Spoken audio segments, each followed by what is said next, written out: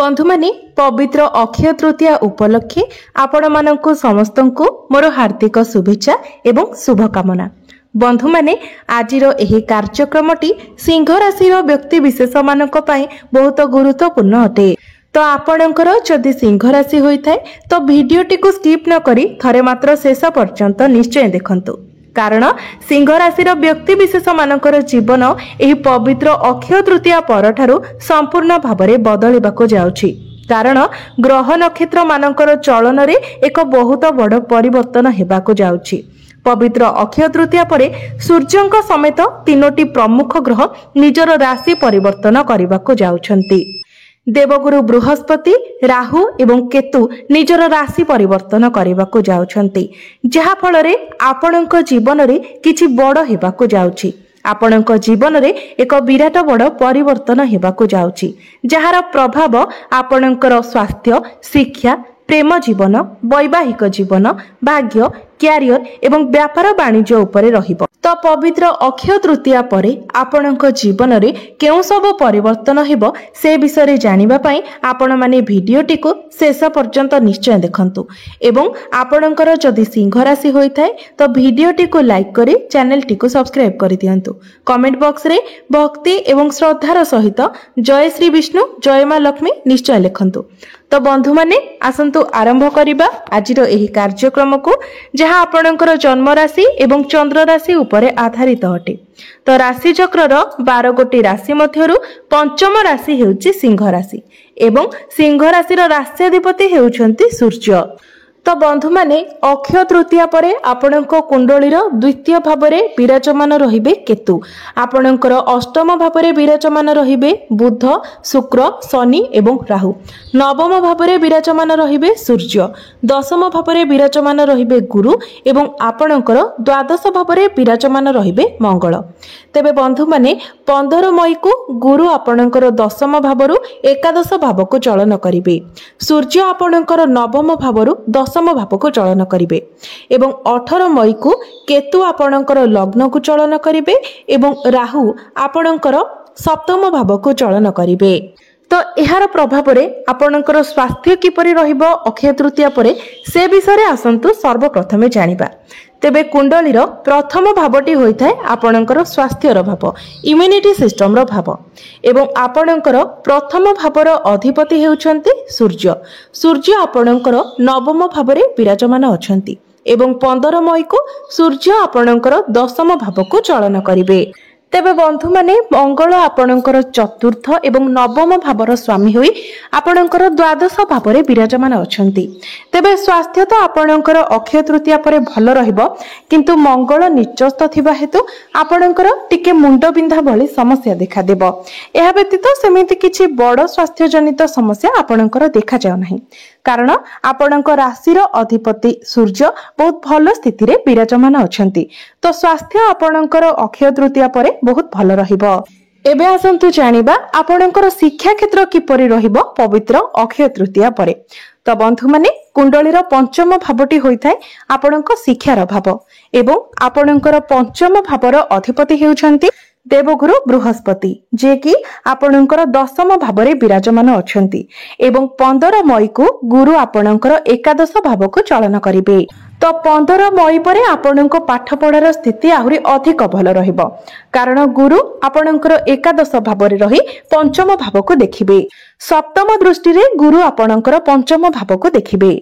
तो पूर्वरु आपणक पाठ पढ़ारे जहाँ भी किछि समस्या थिला 15 मई परे से सब आपणकर दूर होई जिवो एवं आपणकर पाठ पढ़ारे एक सकारात्मक परिवर्तन मध्य आपण देखिबाकू पाइबे।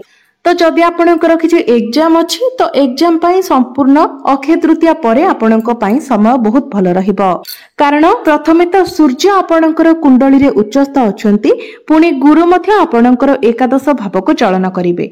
तो अक्षय तृतीया परठारु ही आपणक पई समय बहुत भल रहिबो। जदि आपण किछि एग्जाम देउछंती तो निश्चित भाबरे सेथिरे आपणक सफलता मिलिबो।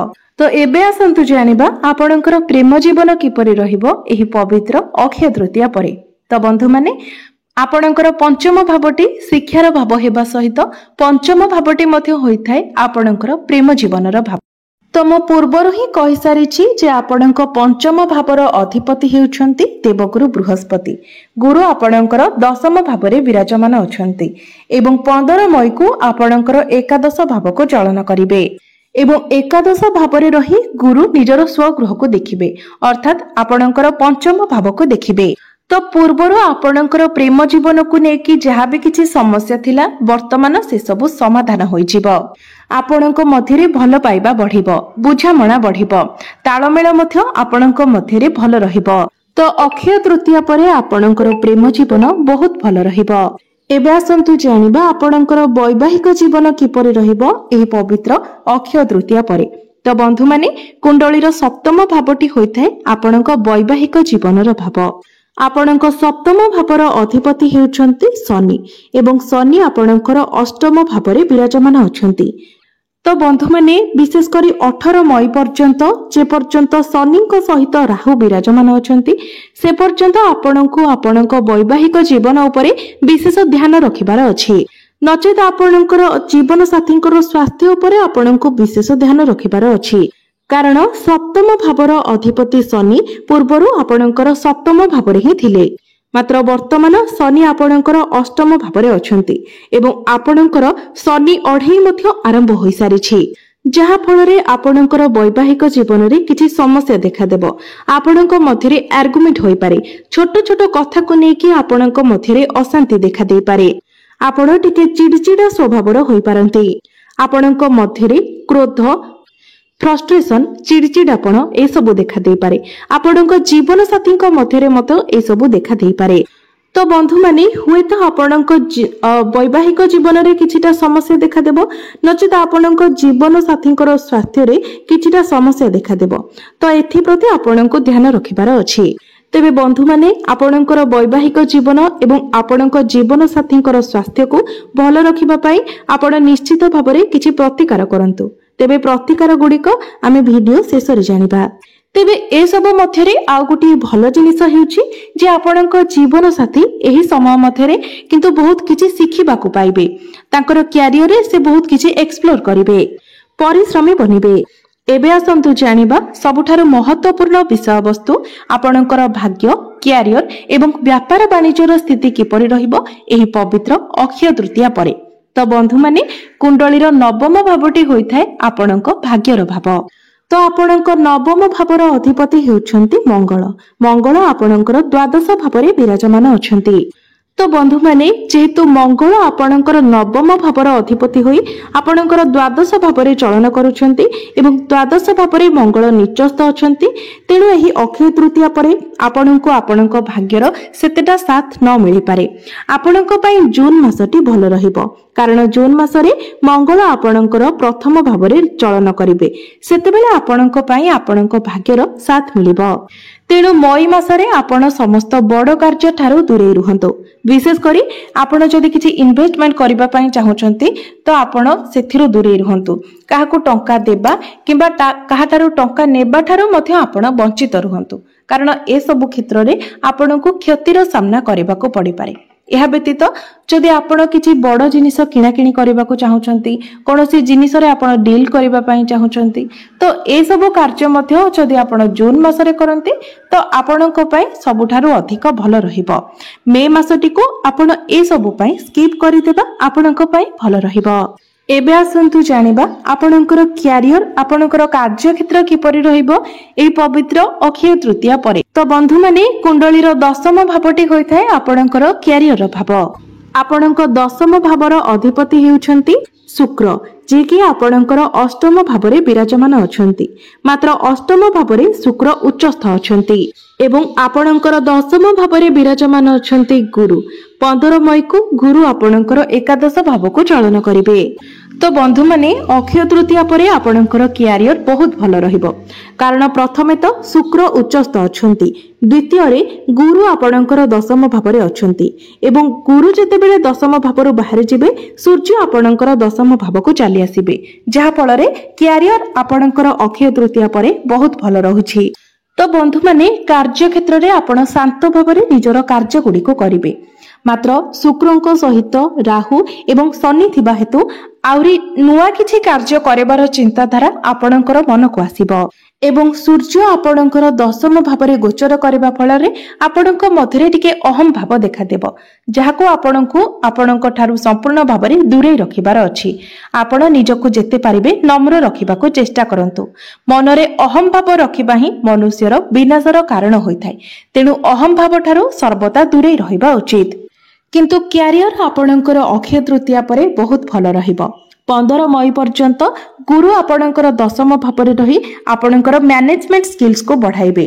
आपण निजर काम को केमिति सहज भाव करि परिबे से टेक्निक आपणको बताइबे। तापरे सूर्य जेतेबेले आपणकर दशम भाव को आसीबे तो क्यारियर रे आपणक मध्यरे कॉन्फिडेंस लेवल बढ़िबो एवं आपण निजर काम को सठिक भाव रे मध्य करि परिबे।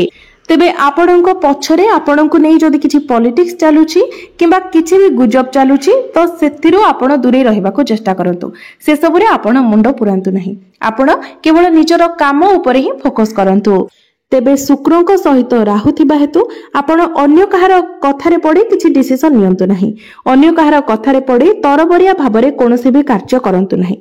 सब बेले आपणको जहा ठीक लागुछि आपण सेही काम करंतु। एबे आसंतु जानिबा आपणकर व्यापार वाणिज्यर स्थिति किपरि रहिबो एही पवित्र अक्षय तृतीया परे। तो बंधु माने शुक्र एवं शनि आपणकर अष्टम भावरे विराजमान अछंती। तो व्यापार वाणिज्य आपणकर अक्षय तृतीया परे टिके एवरेज रहिबो। बिजनेस रे आपणको अधिक परिश्रम करबाको पड़िबो। बिजनेस रे आपणकर खर्च मध्य बढ़िबो। जून मासटी आपणकर व्यापार वाणिज्य पई बहुत भलो रहिबो, किंतु मई मासरे आपणकर बिजनेस टिके डाउन रहि पारे। तो बंधु माने आसंतु जानि नेबा किछि प्रतिकार विषय रे। जो प्रतिकार गुडिक करिबा द्वारा जहा सब अशुभत्व रहुछि से गुडिक खंडन हेबो एवं आपणको अधिक मात्रा रे शुभ फल प्राप्ति होई पारिबो। सेथिपाई प्रत्येक दिन आपण बुधंकर बीज मंत्र 108 थर जप करंतु। प्रत्येक दिन शनिंकर बीज मंत्र मध्य 108 थर जप करंतु। प्रत्येक दिन आपण हनुमान चालीसार पाठ करंतु एवं प्रत्येक दिन आपण उदित सूर्य को तंबा पात्र रे जलार्घ्य अर्पण करंतु। निश्चित भावरे समस्त अशुभत्व गुडिक खंडन होई आपणको अधिक मात्रा रे शुभ फल प्राप्ति हेबो। तो बंधु माने आपणकर जीवन मंगलमय हेउ एहा ही ईश्वरଙ୍କ निकटरे मोर प्रार्थना। धन्यवाद।